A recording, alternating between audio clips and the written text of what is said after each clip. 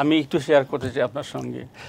একটু আগে বলছিলাম যে রমজানের সময় আমি ঢাকায় ছিলাম এবং নিত্য প্রয়োজনীয় জিনিসের দাম খুব স্বস্তিমূলক অবস্থানে ছিল এবং সাধারণ জনগণ খুব খুব খুশি ছিল এই বিষয়টায়।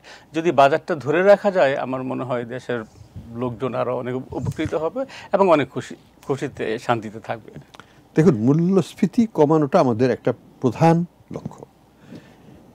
আমরা যখন আসলাম প্রথম অগাস্ট মাসের যে মূল্যস্ফীতিটা ছিল সেটা ছিল 12.5% মতো, এবং খাদ্যপণ্যের মূল্যস্ফীতি ছিল 14.5%, আরও বেশি। গত মাসে খাদ্যপণ্যের মূল্যস্ফীতিটা হয়েছে 8% উপরে, অর্থাৎ কতখানি কমেছে, 14 থেকে 8, তো 6% কমেছে।